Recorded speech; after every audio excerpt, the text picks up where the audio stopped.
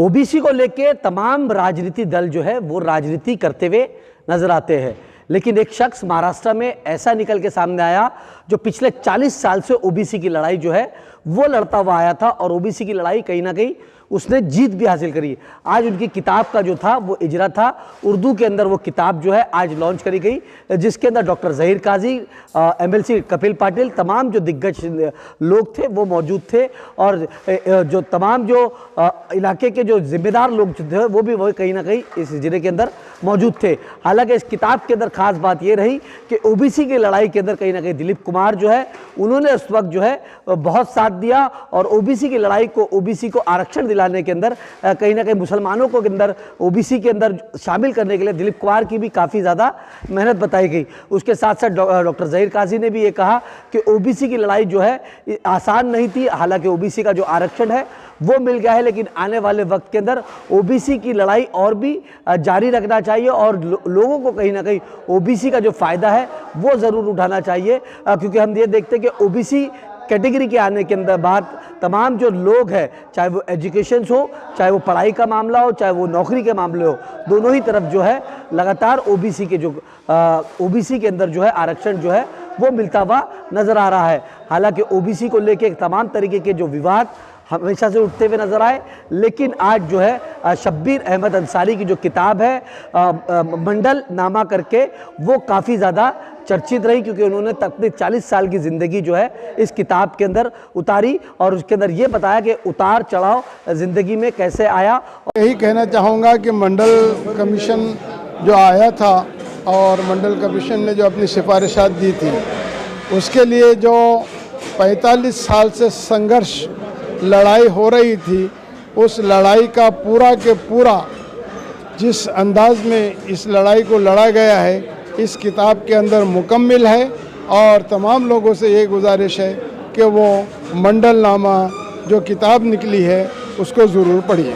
क्या लगता है कि ओबीसी को लेके मुसलमानों की बात की जाए या अदर तबके की बात की जाए, हमेशा से सियासत होती है, तो इसके अंदर क्या है ओबीसी? देखिए, ओबीसी जो हिंदू और मुस्लिम ऐसा कुछ भी नहीं है, ये सिर्फ पेशा के ऊपर और तालीम के ऊपर है। वहाँ हिंदू है ना मुसलमान है, हम दोनों एक साथ मिलकर के ये ले रहे हैं और यही एक हिंदुस्तान की गंगा जमनी तहजीब जिसे हम कहते हैं, तो ये मंडल ने सिखाया है। मंडल ने इस सारी दीवारों को गिरा दिया है जो हमारे बीच में एक नफ़रत हिंदू और मुस्लिम के पैदा कर रही थी। हिंदू ओबीसी भी वही सहूलत लेता है जो मुसलमान लेता है, यही हिंदुस्तान कहता है। शब्बीर अहमद अंसारी जी के जीवनी पर उनकी आत्मकथा मंडलनामा के नाम से आज प्रकाशित हो रही है। ये बहुत बड़ी बात है और आज लोगों ने जो बात रखी यहाँ, उससे जाहिर से बात है कि आज़ादी के बाद पसमानदा मुसलमानों के लिए, पिछड़े मुसलमानों के लिए यदि सबसे बड़ा काम किसने किया है तो शब्बीर अहमद अंसारी ने किया है। और उनके बदले में उनको जो मिलना चाहिए था वो मिला नहीं है।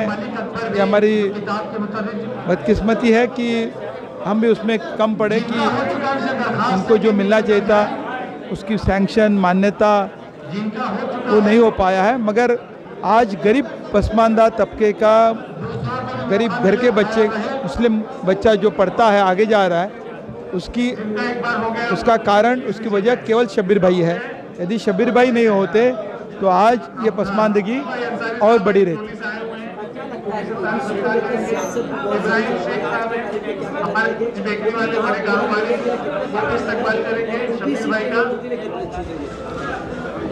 मंडलनामा हर मुस्लिम युवा ने पढ़ना चाहिए, जो उर्दू जानता है उसने ज़रूर पढ़ना चाहिए।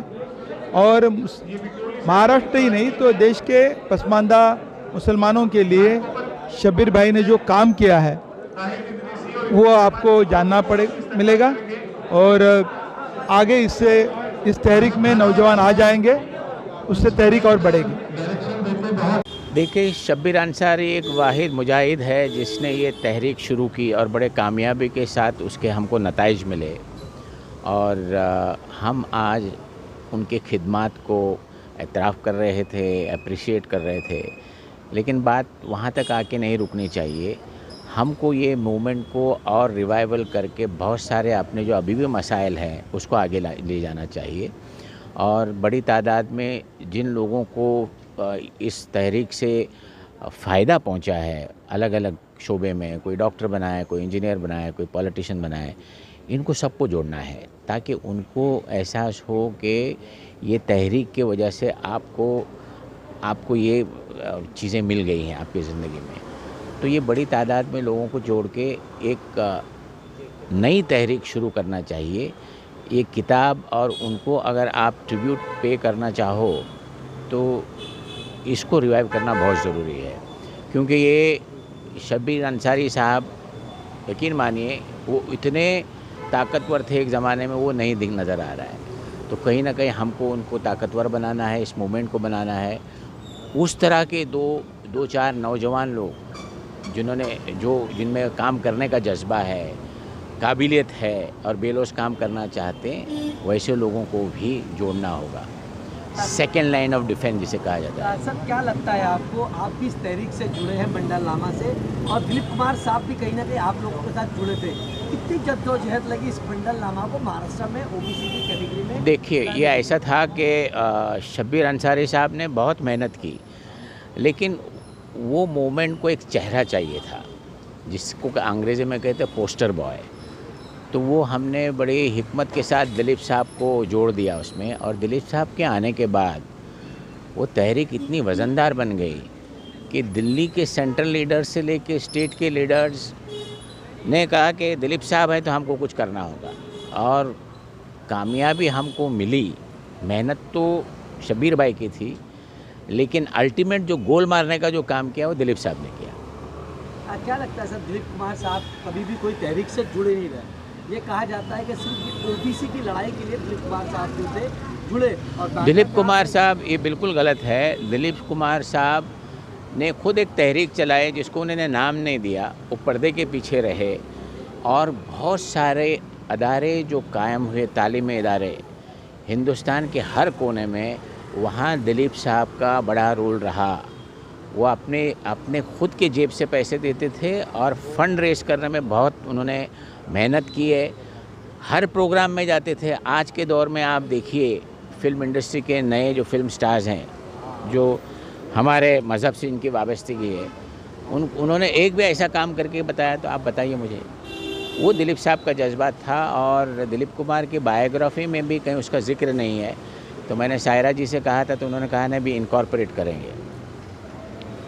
तो क्या लगता है सर, मतलब ये इस तहरीक को किस तरीके से और आगे बढ़ना चाहिए, और लोगों को देखिए, एक हमारे में एक कमज़ोरी ये है कि हम एक तहरीक शुरू करते हैं और बीच रास्ते में छोड़ देते हैं।